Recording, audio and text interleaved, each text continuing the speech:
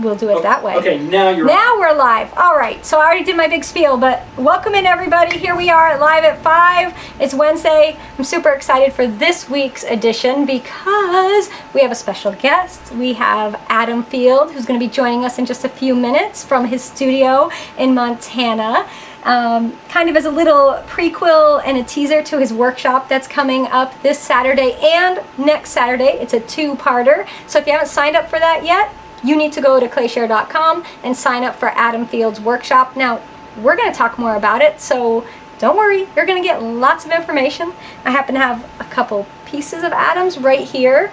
These gorgeous babies. Look at these amazing cups. So Adam is going to do some wheel throwing with porcelain. He's going to do some carving. He's going to talk a bit about studio process, and he's going to talk a bit about promoting your work and selling your work a little bit in there, just a tiny bit. But mostly he's going to focus on the form and carving, and that's really what it's going to be about. But I'm going to let him tell you about it when he comes on, but you do not want to miss this at all. And one of the fabulous things about our workshops on ClayShare is it's not just that they support our fellow artists, is the fact that when you sign up for our workshops, you can be part of the live event, so you can be part of the community coming together, but you also get to have access to that workshop forever and ever and ever and ever, and you can watch it as many times as you want. Doesn't matter, you need to go back and watch it over and over, you get to do that. So that's one of my favorite parts about doing workshops here, is because you can go back and review things. And we all need to do that from time to time. So hi everybody coming on in. Hi, I see lots and lots and lots of people.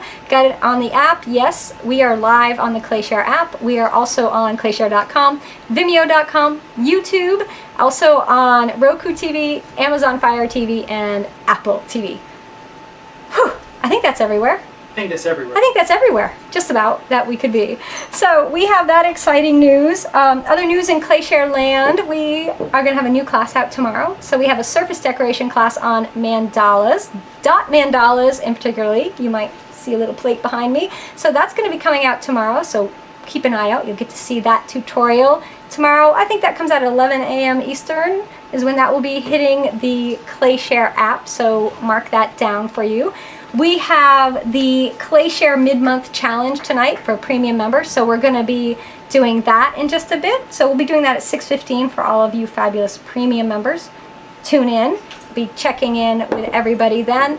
And the other big news, well, you know, we have a ClayShare member who is on the Great Pottery Throwdown on the 2021 Season 4 that just came out. So Lee Pollard is one of our ClayShare members, one of my students. He learned to make pottery from me and from ClayShare.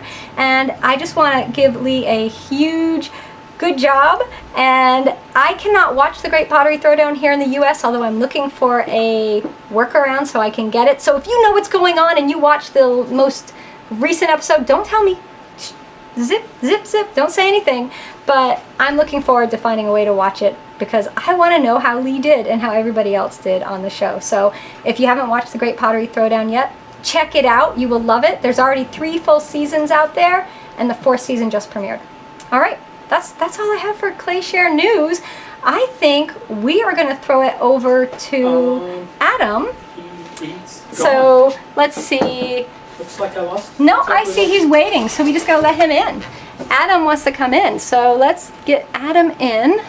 Adam's coming in here. You get Adam set up, and we'll go ahead and go live from Montana so that we can have Adam join us. I'm super excited to do a dual broadcast. So Kevin's gonna get it all set up, and I'll intro Adam, which will be really fun. And those of you watching, if you have questions for Adam, type them in and I can ask him. He won't be able to hear, you know, or see your comments, but I can ask him and he can hear me. So we can do it that way, and that'll be perfect.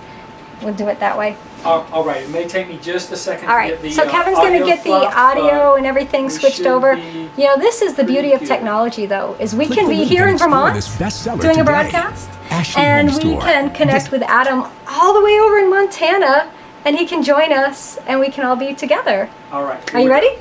Okay, we're going to do it. So my chickens will let me know when they want to talk to me. They give me the business. So there's only one more piece in the kiln. I know, usually the kiln openings are, oh, It's good.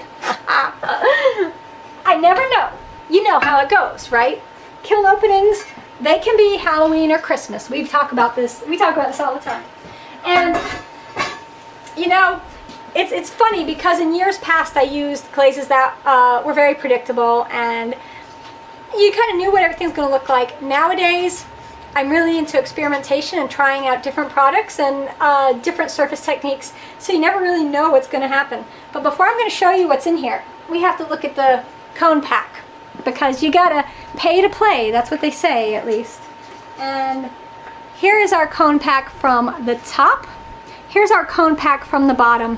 What do we want to see here? We want to see an even firing from our top to our bottom, and I would say that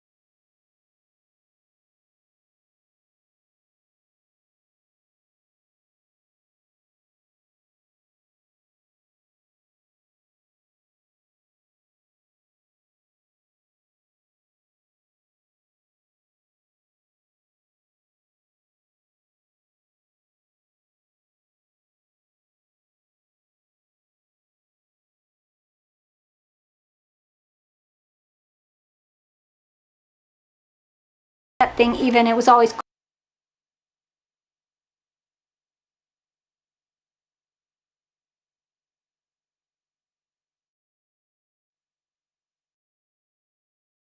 waste your time, and we usually do this. Okay, I got your sound back. I can't get sound out of this machine. If All I, right. if All right, so we're gonna go and let Adam go, We're and gonna let I'll Adam come back, go. and then we'll see what we can do to get you connected back in, Adam. So stand by. and Adam, we'll try to get a Okay. All right, go special ahead and thing. work, and we'll see what we can do about connection. All right, sounds good. All right, so Adam's gonna go. Thanks, Adam. And then I'm gonna have Kevin work on everything. So, should I disconnect Zoom? Yeah, I have to- disconnect Zoom. Everybody who's watching, this is, you would think I'd never done this before, and today of all days, it has been crazy today because, as many of you know, we closed on our new house yesterday, and today we had to go set up internet and all that, which did not happen because the house needs new cable throughout. So I will not have internet at my new house until that is done. So that happened. So we had that technical glitch there. And now here we are trying to get Adam to come in, and I really feel bad because, this usually works for us. We haven't had any issues with this connecting this way, but tonight we just can't seem to get it to work. So we're just gonna go ahead with our regularly scheduled program, and hopefully we can get Adam in, and we're gonna talk a bit about glazes until we can get Adam back in. And Kevin's gonna work on that, and I'm just gonna chat about glazing, and he'll pull up the comments so I can read everybody's questions for me, so that I'm working on that too. I can see everybody. Okay. So I really wanted to talk about the 3 different ways we apply glazes. And usually those ways are brushing on glaze. That's usually the way when you're first starting out in pottery. It's the most approachable way to apply a glaze because it's similar to painting. You just need a brush, a jar of glaze, and a pot, and you apply your glaze. You brush your glaze on. And I have to tell you, I love brushing on glaze, and it's a great way to do it. Now, the other 2 ways, one is dipping and pouring glaze, where you mix up and then basically get usually 2 gallons or 5 gallons of a jar of glaze and a pot, and then you apply your glaze on. And this is the way a lot of production I have to tell you, I love brushing on glaze, and it's a great way to do it. Now, the other 2 ways, one is dipping and pouring glaze, where you mix up and then basically usually 2 gallons or 5 gallons of a jar of glaze and a pot, and then you apply your glaze on. I have to tell you, paint. And that is a great way to apply glaze because you can glaze really large surfaces, and you can also do really lovely gradations and layering by spraying it on. And of course, I do have classes on spraying on glaze, dipping and pouring glaze, and brushing glaze, all on ClayShare. So if you're interested in any of those things and you want to find out, go check them out on ClayShare.com. And so I'm going to show you some examples, and I think we should start with the last. We'll start with the spraying on glaze, and then we'll work our way forward through the other techniques. It's crazy. Poor Kevin, you're hearing multiple voices of the same thing. Is it better now? Let's see. We're back. Are we back? Oh no! 100 Jessicas. Whoa. Tonight, I know. Tonight is just not our night. It's weird. Sometimes things act up. So, are we good? Okay, I'm trying to kill off some stuff that could be. Originally, I wasn't even going to do a broadcast tonight because, we just closed on our new house yesterday, and we're trying to do the move. And we're having to drive back and forth to the new house, which is about 40 minutes away, and, arrange everything and set everything up. So we weren't even going to do a broadcast tonight, but I really wanted to bring Adam in as a guest because his workshop's this weekend, and I thought this would be a great chance for Adam to share, his, I'm actually going to take my AirPods out. I don't know if that's affecting anything. But it's a great chance for Adam to come and share what he does, and so you can see what you're going to get in the workshop as a little preview. But it just didn't want to work.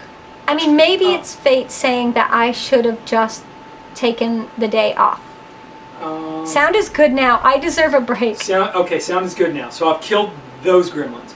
I can't get Adam back in. Kevin doesn't know, and we can't get Adam back in, but we do have to get that straightened out because we can't be having technical issues in the future. We can't be having that. But Yeah. Adam was so kind to join us, and we really wanted to make that happen. But technology sometimes says no. Stacy says, I vote. I vote we say goodnight. So this is nothing like what's going to happen in the workshop. This is different. This is a whole different creature. Let everyone know, this is what happens when Kev tries to squeeze 2 hours of tech prep into 15 minutes. So to be fair, poor Kevin it's my fault. he does all the tech work, and he does everything as far as setting all the equipment up. And tonight we were at the new house trying to work on the internet there and getting that house ready, and we left there and got here with 15 minutes to spare before we had to go live. Now, anybody out there who does live broadcasting or anything, you realize you need at least an hour, sometimes 2 hours, to prep and set up for a live broadcast. So it's a lot of pressure on Kevin and a lot of stress on him. But he'll be good. He'll be good. And everything will be fine. I'm not worried about Saturday. I'm not leaving this spot in Saturday. We're not going to go to the new house at all, so it's not going to be a big deal. So let's roll back and talk about the glazing, because that's what we're going to do tonight. So are we still having, the app has multiple voices still. Is anything still open? No. So there's no reason at all why it's happening. So if you are on the app and you're getting double voices, my suggestion is to leave, close the app, come back in, and see if it's better. Because it might be something from before looping. And that's crazy tech stuff. I'm not sure what's going on. Don't you hit a replay on it. I don't want to have that happening. You all understand? Thank you. You guys are so kind. Yeah, I know. Well, I'd scheduled this, and I try to keep to my schedules. So we're going to talk a bit about glazing. And Facebook's fine now. No issues on Facebook. App is good. I hear Annette closed it out and came back and everything's fine. Karen says everything's good on Facebook. Sound and picture is good on Facebook. No, and Marissa wants you to know they're not mad at you, Kevin. They love you and me too. So there's no worries. I know. I'm still making a face. He's still not happy about it. It's difficult, and it's really hard when we have somebody, because we had Adam on here, and we of course want it to work perfect when we have Adam on, because he's our guest. You want everything to be perfect for your guest, right? But yes, thanks for joining. If you go, I see Daryl's got to go watch the replay. Yes, so now we're just going to talk about glazes. I don't think we can get Adam back in. I'm going to have to send him a long message and apologize to him profusely for this. But I think what we should all do to make up to Adam is sign up for his workshop. That's what we all need to do. We all need to go to ClayShare.com and sign up for a workshop. Premium members, you save 20% off. So be sure you use the code to save. I can't tell you, because if I tell it, everybody will have the code. Premium members would have gotten an email. If you didn't get an email this last week about it, then you need to send Kevin@ClayShare.com an email. Let him know you're a premium member, and he will make sure you're getting your emails. Check your spam folder. Make sure it's not in there first before you do that, because it could be there. So Brenda says she changed her profile email, and now, okay, so Brenda, go ahead and email Kevin@ClayShare.com, and he will help you, and he'll take care of that. Any issues you might have, he'll be happy to help you through that. It'll be all good. So, no, I don't give up, and neither does Kevin. We are tenacious people. We stick to it. Stick-to-itiveness, right? So let's talk about glazing then. And I'm really disappointed Adam couldn't be with us on this, but that's all right. We will all see him on Saturday, and maybe next Wednesday we'll have Adam join us. We'll try that next Wednesday. Maybe that'll work. Stacy suggests that I need to eat some chocolate and it will all be better. She's absolutely right. That's the solution. Chocolate makes everything better. All right, so this plate here, and I was talking about it earlier, and I'm not sure if you all were able to hear because of all the layered audio clips that we had, but this is a sprayed on glaze. So we were talking about the 3 ways you can apply glaze. Spraying on, brushing on, dipping and pouring right here. So I have 3 blue plates with 3 different glazes. Now, technically you could have a same exact color glaze, and you can apply it by spraying, dipping, and brushing. So you could have used the same glaze just to see what happens when you spray that glaze on, dip that glaze, or brush it. Now, I do have a way to show you a few of these, so we can talk about a few glazes. So this one right here is my Oribe, which I sprayed on. So when you're spraying glazes, you have to thin them down till they're the consistency of milk. They have to be really thin to go through the spray gun. And I explain all that in the class, so you can go watch that and you'll get all the technical information on that. And what I love is the fact that I used my Oribe, which is actually this dark green glaze here, but when I thin it down, do you see how light that is? It's a very soft, light green. Very much more like a light Celadon right there. And so I sprayed that on, and then I used Clayscape Shadow Blue and sprayed that on as well. So I created this beautiful gradient coming out from the center. And I could have gone heavier with the green if I wanted to, but I just really liked the softness of these two glazes coming together. And the other thing I love about spraying on glazes, especially when you have really big plates. Now, brushing on big plates, you can get a great glaze application. Dipping and pouring, it's a little trickier. So my go-to usually is to spray on glazes for big bowls, big plates, big vases, really any big form. Although Adam does pouring on big forms, and he has a great technique for doing it. And if you do not follow Adam on social media, you should, because I'm pretty sure he shared somehow he applies glaze on his big pots where he pours them. But spraying on glaze is a really, really fun way to apply glaze, and it's an option that, you know, if you've tried brushing and dipping and pouring and you want something different, you can try spraying and see how you like it. It's just a really good technique, and I think you'll have a lot of fun. Now, brushing on glaze, we'll talk about that next. As I was mentioning, is often the way most of us come to pottery. You know, most people, when they first learn how to make pottery, if they're taking community classes, we learn how to make our pieces, and then you got to glaze it, so you get a jar of glaze, right? And you brush it on, and it's really approachable because it's just like a paint in the respect that you dip your brush in, you brush it on the piece, and you let it dry, put a couple more layers on if you need to, layer other colors if you want to, and then you fire it. So it's pretty simple that way. So this right here is Amaco's Deep Sea with Mako's Light Flux on the rim. All brushed on, 3 coats of that Deep Sea and 2 coats of the Mako Light Flux. And we did this in the private broadcast, so some of you know about this plate. You've seen this plate a lot over the last week. You saw it as it was getting glazed, and then you saw it Monday morning on the Good Morning ClayShare broadcast, right? We talked about this a lot. So, you know, this right here is a really nice, even looking glaze. You see how we can see all the texture, we have a nice smooth surface. So this is a great example of brushing it on, and a lot of people think when you brush on glazes, you're not going to get an even application, but you can, depending on how you brush it and the glaze you use. So the Amaco Celadons are really good for getting nice, even application, as are Mako glazes and the Clayscapes brush-on formulas, if you haven't tried those. You love that pin, I know. This is my newest rolling pin called Jess's Town, my town, and you can get it from SharonHoppyDesigns.com. And then this rim template is my cloud template. You can get that there too. So I just read there was a question about brush strokes. So with this, the way I apply it on plates, and I do have some broadcasts, I think we have a free broadcast on glazing plates that I did, and it's just plates, and it's brush on glaze for plates. And the way I do it is I will use a banding wheel, and I will have my brush loaded up, and then I'll spin my plate on my banding wheel, and I'll put my brush on the plate, and it will spread the brush will spread the glaze out nice and evenly, and then you just keep going and applying more. And it's all how you apply. Now, the Amaco glazes are very well made. They're made so that they give you a nice even application. So you're not really getting it to be super patchy if you do nice even brush strokes. And that right there is a perfect example of no brush strokes showing up after the piece is glazed and a nice even application of color.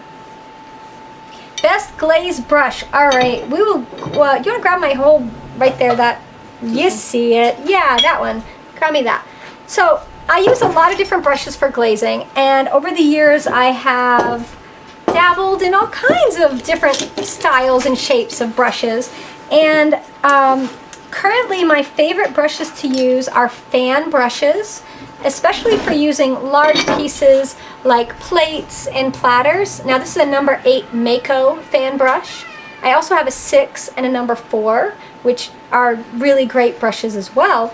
But this is nice because you can load them up with a lot of color. You can put a lot of glaze in here and then apply it, and then put a little more, but it holds so much that you can brush over evenly and smooth it out. So these are some of my favorite brushes. If you cannot get the Mako fan brushes, these right here are, goodness, I got them on sale. Do I even have the price on them? I hardly paid anything for this.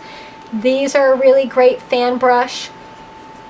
This is one I got. This is Royal Langnickel. They have their Easy Grip line, meaning their line of brushes has these easy grips on it. So these are a great brush too.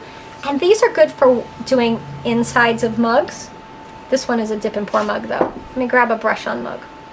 Here we go. So this one was brushed on. So great for getting lots of glaze on here for doing the inside, brushing on the outside, and getting nice even application. And I like for small detail pieces to do little rims and such, I like these Sumi, S-U-M-I, or sometimes they're called Japanese or Chinese calligraphy brushes, or bamboo brushes, but they hold a lot of glaze as well, and they're really great for getting those edges. Now you could also use something like a number 6 round brush or a number 8 round brush.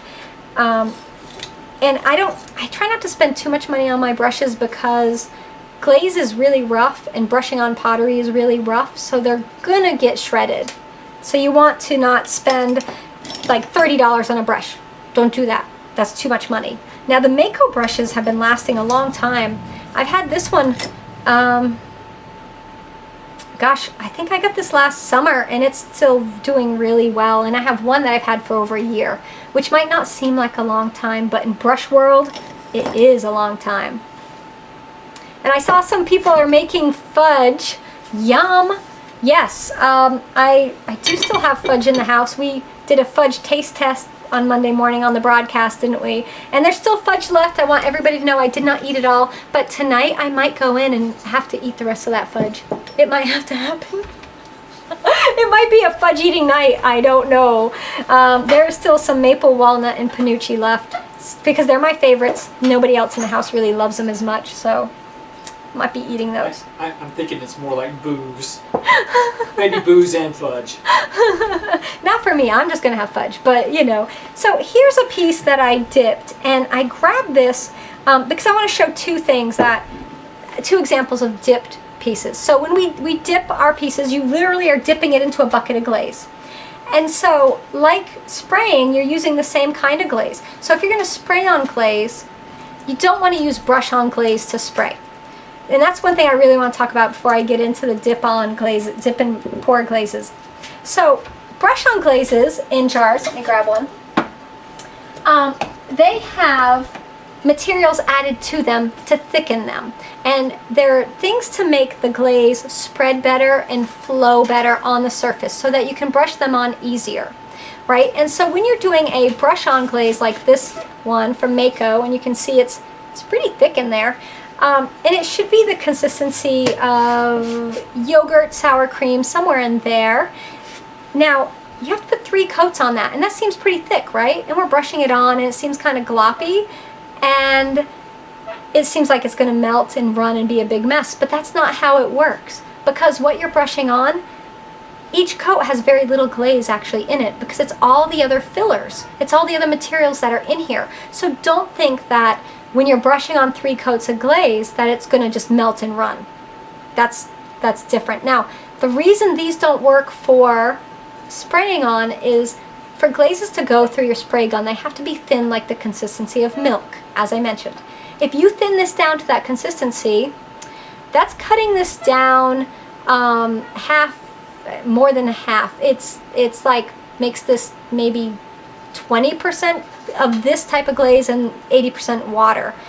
So that means you're gonna have to spray on like 6 coats of glaze. So your solution is use dip and pour glazes for spraying on. Those are the best glazes if you're going to spray glaze. And then I also want to address the fact that when we dip and pour glazes, we usually just dip once. And the reason that is there's no fillers in there. There's nothing. It's just all glaze material. There's nothing else. So you do one dip. Sometimes you do a second dip for rims if you want to, such as this piece here, you know. And we call it dip and pour because you pour your glaze on the inside of your cup and then you pour it out, do, just like that. You gotta tilt your head and go do to make the magic work. No, you don't have to do that, but I like to say you do. And then after the inside has dried enough, I put my hand in it and I dip this in the bucket, go bloop into the bucket, pull it out, and then I usually wax my bottoms so that the glaze won't stick to it, because if there's glaze on the bottom of your pots, it will still stick to your kiln shelf, and then you've just made modern art instead of pottery. Not that pottery can't be modern art, because it can, but you want your mug to be a mug, not a modern art sculpture, right? So you wax this and then make sure there's no glaze there, because sometimes glaze will still stick to the wax. And then for this one, I dipped it again in a different color to get that beautiful gradation. You see that line we have there? You see how lovely that is? And that happens because I dipped it in a different glaze. Although if I dipped in the same glaze, I would just get a deeper, richer tone of the same color if I wanted that. So that's a dip and pour. This is a dip and pour. And so you can see how smooth they are and how even the application is. And that's something you can really control with dip and pour glazes that you can also control with brush on. So they're even with that respect.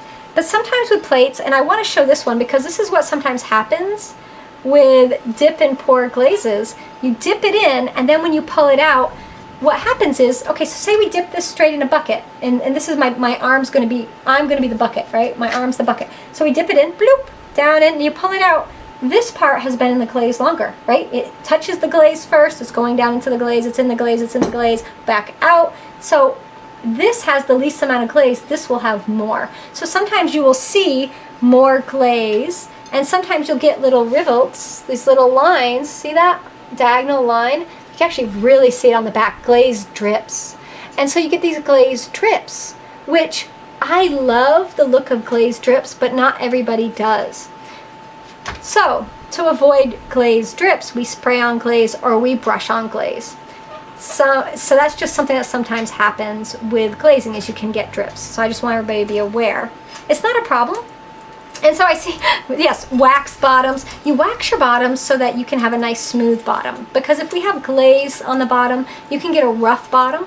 And then after I take my pieces out of the kiln, I do go ahead and I do lightly sand, wet sand the bottom, just to make sure it's nice and smooth, because we want these nice smooth bottoms, especially because we might be selling our work or giving it away to somebody. And they're going to put that beautiful mug that looks fabulous as a treasure that their dear friend gave them, or somebody they admire made that they purchased. They're going to put it down on their beautiful wood table, and then they're just not going to think about it. They're going to scooch it along, and then they're going to see a big, huge gouge from your beautiful mug.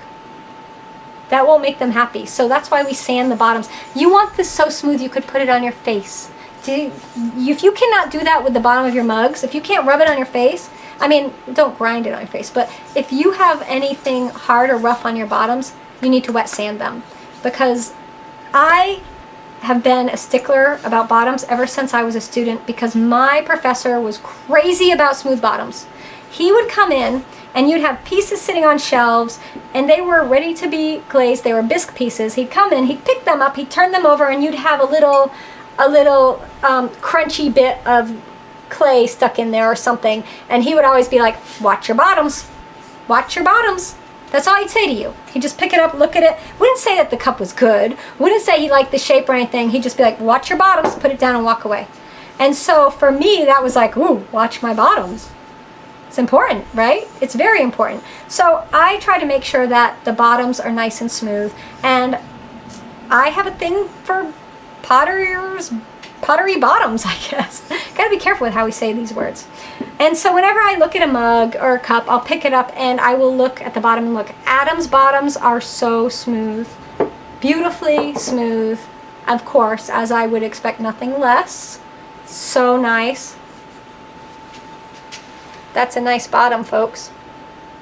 Look at that. That's gorgeous. So it makes a difference, and even if it's just a piece you're going to be using at home for you, you want to make sure it's the best you can do, right? So pay attention to those little details and smooth it out. So Misty Dawn asks, if her brush-on glaze goes through the spray gun fine as it is, do you see a problem with it using it in the gun? I do not. Not at all. If your nozzle is large enough that your glaze can fit through it, then fine. I use a fine nozzle on mine though, so I do thin mine down. But if you are using brush-on glaze and it's working, if it ain't broke, you know what they say, don't fix it. Just leave it alone. Keep doing what you're doing. There's no need to change it at all. You know, with everything in pottery making, and I've always said this, always since I started teaching, is that there's no right way, there's just your way, and whatever works for you. So I teach certain ways to make things. It's not the only way to make things, and it's not necessarily the right way, it's not the wrong way, it's just the way I do it. And if you find a way that works better, then I really want you to do that, because that's what makes it work for you, right? So that's what you should be doing. So don't worry if you're doing something and you're having no problems and I say you should do it this way, don't switch it up. I mean, it's nice sometimes to try new things, but don't go out of your way to change your methods and your work process because it might not work, right? So let's see what else. The wax will melt completely off. Yes, it will. So the wax melts away in the kiln. There's no residue left behind. You know, we fire these, or at least I glaze fire to 2167, which is a little hot. That's Fahrenheit temperatures. So it melts away every little smidgen of wax that's in there. Actually, bisque temperatures alone will melt away your wax. I think wax melts at like 500 or 600 degrees. It's a lower melting temperature it's item. Gone in the hundreds. Yeah, it's gone. I mean, you smell it burning off. You can smell the wax. So it burns away and it's just gone. It's not in there anymore. So living in a cold area, you scroll back there where you are now. Do keep going. There we go. James has a good question. Living in a cold area, will there be issues spraying glaze in an unheated garage? So yeah, James, I also live in a cold area, and I only spray glazes where the temperature is above freezing, because it is liquid and it does have water in it. And if you're spraying it, you know, it's going to be finer than if you're dipping. And it could potentially start to have ice crystals forming in it as you're spraying. Like, have you seen the people will do the tests where they'll have a bottle of water and they'll go outside and they'll throw the water, and as the water's flying through the air, it's freezing, right? And it falls as ice or powders into snow. Your glaze will kind of do that. So I would encourage you not to glaze if it's below freezing. It's just not going to be easy to do, and I don't think you'll get the results you want. But just like I've said all along, if it's working and the glaze is going through the sprayer and it's actually coming out and landing on your piece, do a test and see what happens. Maybe you'll come up with this crazy ice glaze technique that'll look fabulous. Who knows? Maybe the ice crystals will form and somehow do something interesting. I mean, it's not normally recommended, but that doesn't mean anything, right? So Rachel got a sanding stone from the hardware store to use, and is that yeah, so you can use sandpaper, you could use sanding stone. I use Diamond Core Tools pads. I don't know if I have one. Sometimes I have some in here. They're over there. If you want to grab one, they're in that drawer on the left right there.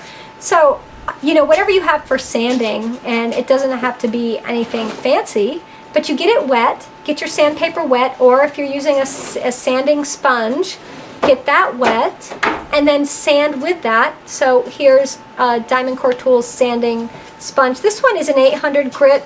That's really fine. I mean, you would get a very smooth, polished bottom with this, but make sure you get it wet when you do it.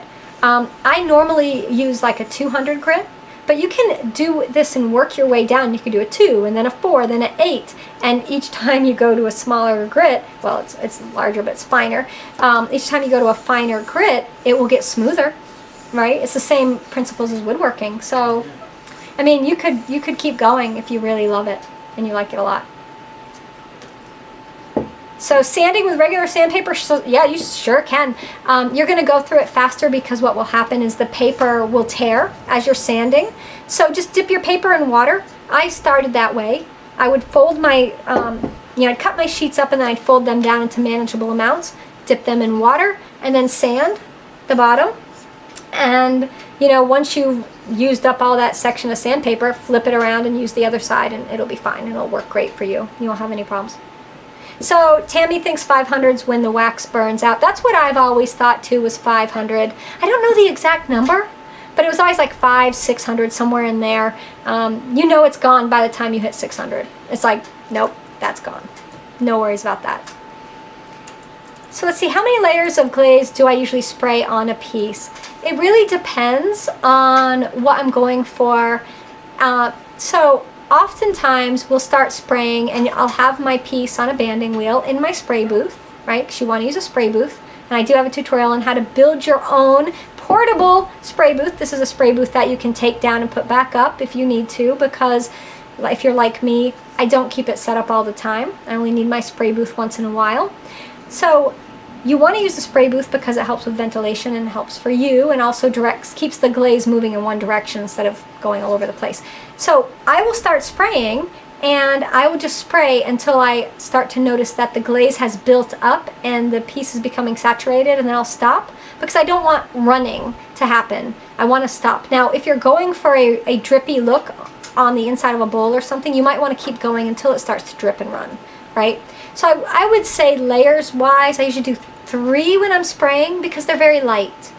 For this one, you can see how light that green must have been, how thin down it was, because that green, and actually, I'm gonna grab a plate. Same green glaze dipped. The center of this is sprayed, very light, maybe 2 layers on this, and then this is straight dipped. So it's crazy this is the same glaze, but you can do so much with it and get this super soft. Look how soft that green is. It's so soft. And the same with this blue. This blue that's on the rim is shadow blue. So that green's my Oribe. And that blue is shadow blue from Clayscapes. And that is the blue glaze that's on this. Right here is full strength shadow blue. This is it layered over cream. But look how different they look. Look at the difference we have here on these 2 pieces. So just by thinning it down and spraying it on, the glaze, you can see we still have shine. It's still glossy. It's still completely glazed and a really nice gloss surface, but it's changed it a bit and made it lighter. I could have gone heavier and gotten that darkness though if I wanted to. Yes, you can do that. So you bought a cheap plastic greenhouse to spray in for your spray booth. That's a good idea. Yeah, I think that's a brilliant idea. You can go ahead and just modify a little plastic greenhouse. That's wonderful. I love tips like that. Thanks, Christine, for sharing that with all of us. So what do I glaze inside? The outside or the inside? So go watch the class. But I will tell you, plates, I glaze the back first. So I usually glaze the back of things first, right? Now, in the class, we glaze plates and a vase. And so the vase, we pour the glaze in and pour it out. So that's how we do the inside of 3-dimensional forms that have volumetric forms, we should say. So for those, you're going to pour your glaze in and then spray the outside. But go check out that class. It'll really, really help you, and I explain everything in detail. And plus, I filmed it in July. It was like a crazy hot day, probably one of the hottest days of the year. So if you're somewhere, and I filmed it outside too. So it's outside in Vermont in July. So if you need a break from winter and you need some Vermont in July, go watch the spray and glaze class. Also the spray booth class, I also filmed outside in July. So go check those out. I might have to go watch them because I could use a little July right about now. Actually, no, I'm loving winter. I'm not sick of it yet. So do I sand the bottoms when I sign with Sgraffito? Such a good question. Let me find a Sgraffito piece. Do I have any here? That's not a Sgraffito. That's a Sgraffito. So this one, as you can see, the Sgraffito has a little bit of glaze on it. So I sand the foot ring. Let's see.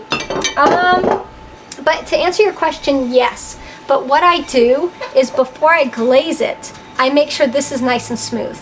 So what I will do is I'll run my fingers on it. If it's really rough, I will very lightly sand it with a damp piece of sanding, very fine grit too, because you don't want to sand off your underglaze, right? You just want to lightly sand it and then use a damp sponge and wipe it clean, because sometimes the sanding, you'll pull up some of the black underglaze or whatever color underglaze you're using, and you'll smear it about so you can wipe it off. But yeah, I do, because it's the same idea. You want them to be smooth. Now, the nature of Sgraffito, there are hills and valleys, right? You are going to have some little raised areas, but we don't want anything sharp. We don't want anything that's going to scratch anything if we can help it, ideally. So, pour brushing glazes in your vessels. Pippa, I have done that, yes. But when I'm dipping and when I'm spraying, I use dip and pour glaze. Yeah, so for me, when I spray on glazes, I only use dip and pour glazes, as this one is here.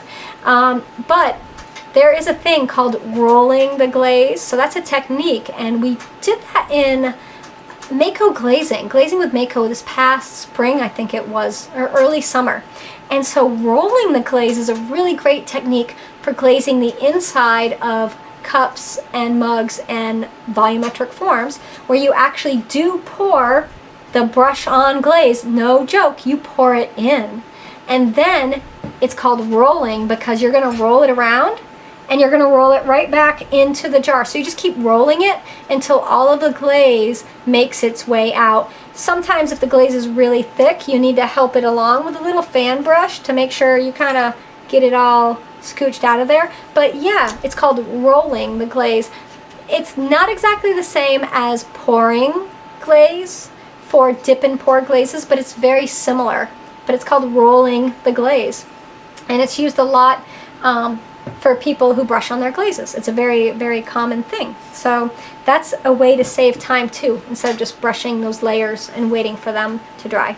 So Patty says she saw it and forgot it. That's okay. Go check it out. So that class is called, so the spraying on glaze class is called Spraying Glaze. And the spray booth is Build Your Own DIY Spray Booth. And then the glazing we do with Mako, that wasn't a live, I think that was a live broadcast we did when we were doing our big Mako giveaway, which we'll be doing another one. Actually, we'll have 2 Mako giveaways for glazes this year in 2021. We have ClayShare Con coming up. That is a 5-day free conference, 5 days of pottery, 4th through the 28th. And you can watch that for free, and we'll tell you all about that. It's through ClayShare, so we are putting that on. And we're going to have some Mako prizes for that. But we'll be doing another Mako giveaway later in the year featuring Mako glazes too. So there'll be more Mako awesomeness. Last year's ClayShare Con, we gave away, I think, 86 prizes. We had Amico glazes, we had Mako glazes, we had Georgie's glazes, we had Speedball under glazes, we had Clayscapes glazes, we had Sharon Hoppy's rolling pins, we had GR pottery forms, we had Studio Pro bats, we had Kentucky Mudworks / Dirty Girls on there, we had Dolan tools, we had we had Diamond Core tools, Garrity tools. I don't know who else we had on. We gave away a ClayShare membership, we gave away some ClayShare hats and shirts, lots of stuff. I don't know, do we do an apron? I don't even remember. I think Rich McNatt donated a couple rolling pin holders, which you never get those, you never get to win those. So it was amazing. It was amazing. How many coats when you roll the glaze, Nancy? Just one, hun. Just one. Yeah, so when you're rolling the glaze, it makes it simpler. You don't have to brush those 3 coats on. You can just roll it in, pour it in, and roll it out. And that's it. It's done. If you see any areas that are a little uneven, you can touch it up with a brush if you need to. But really, that's it. And it's very simple. I've been doing it since I found out about it a couple years ago, and it's really sped up the glazing process for me with brush-on glazes. Oh, Terry got her ClayShare Con 2021 shirt last night. Mine is on its way. I cannot wait. I'll be wearing it here proudly as soon as I get my ClayShare Con t-shirt. And if you want to get your own, go to ClayShareMarket.com, go to merchandise, and check out all of the ClayShare hats and shirts and goodies we have on there. I should have been representing tonight wearing a ClayShare shirt. I don't know what I was thinking. Next week. I'll wear one next week. So if you're rolling the glaze, is it just one? Yes, Sal, just one coat. Just one. Stacy wants Rich to donate enough rolling pin holders for everybody. He'd have to cut down the forest. Yes, he would have to cut down the forest. We'll see. We'll ask him. We'll ask him and see what he says. So I see really great suggestions. Using a Dremel tool for sanding. Yeah, why not? If it works. I mean, you know me. I'm a big fan of using whatever is out there that works for you. ClayShare Con will help you get through February. It will. So we picked February because for me, February is the month that I'm finally done with winter. You know, here in Vermont, it's the time that, okay, we've had snow for 3 months and it's been below freezing for ages and I need a little something to brighten my days. And that's why we started doing ClayShare Con. Also because many of us can't get out to our clay conferences like NCECA or Alabama Clay Conference, which I don't know if that's happening on the ground this year or not, or North Carolina Clay Conference, or ClayCon West out in St. George, Utah, which would be happening, I believe, this next weekend, if it was happening, which I was at last year. I presented at. That was fabulous. So, you know, ClayShare Con came out as a virtual online conference for everybody, and it's really to help support the artists and to support clay manufacturers and product manufacturers like glaze manufacturers and tool manufacturers, because without them having NCECA or these other conferences, they can't get out there and show you their products and share with you how to use them. So this is a great way for you to see what they have and see how it's used. You don't get to test it, but you can see a virtual test where either me or someone else will test it. And this year we're adding studio tours. We have studio tours from members that are going to be doing videos for us, sharing how they make pottery in their spaces. We are going to have factory tours this year, so you can see how some things are made. We're really excited for that. And maybe have a couple guest artists join me, so it won't just be me doing the demos. It'll be some other people too. It's going to be really fun. ClayShare Con, yes. ClayShare Con it's the whole thing. ClayShareCon.com. Because, you know, you need the .com. There, ClayShare Con. It's .com, exactly. So that's just a little bit about glazing. You know, again, I want to give a huge thank you to Adam for being patient and trying to join us as a guest tonight. Didn't work. I'll see what we can do. Maybe we can get Adam next Wednesday to get him back. But I think what we all should do, and what everybody out there should do, is if you haven't signed up on ClayShare.com for Adam's workshop yet, go sign up for his workshop right now. It'll make him feel so much better. And I'm going to tell you all a little secret. Premium members save 20% off. So here's the thing. The workshop's $90. You get 6 hours with Adam. You get 3 hours this coming Saturday and 3 hours next Saturday live, 6 hours of instruction, and then you get access to that replay forever, so you can come and hang out and watch him make pots and learn from him for 6 hours, and then have it there at your fingertips for ever and ever and ever, which is pretty fabulous. So to do that, that's great. That's an amazing price to get that workshop. But if you sign up as a premium member for ClayShare, here's the thing. You'll get 20% off. So you're going to save $18. So if you sign up for 1 month of ClayShare, which is $9.99, right? And then you get the 20% off, you're going to save $18. You're basically going to save $9 and get ClayShare membership and Adam's workshop. So it's almost like you could get ClayShare for free. Just saying. So that's the way to do it. I'm going to tell you, I'm always telling everybody the best way to save is to sign up as a ClayShare premium member and then sign up for Adam's workshop, because you will save money. It's true. That's what I'm telling everybody. So the workshop starts at 1 p.m. Eastern time for Adam's workshop and goes to 4 p.m. both Saturdays, the 16th and the 23rd. And we will be here in the studio, and we'll be going to Adam's studio, where we'll all get to join him and hang out with Adam. And then the replay will be on ClayShare.com, on the apps, everywhere for you to watch forever. It's pretty awesome. I'm excited for it. So there we go. It's a total bargain, Judy says. It really is, because ClayShare has hundreds of online pottery classes, so you get all of that. We have, you know, hundreds of free things, but we also have hundreds more of premium content, which are in-depth, detailed, step-by-step instruction, which is pretty fabulous. So you get that and Adam Field's workshop. I don't know. I think it's a win-win. I would be doing it.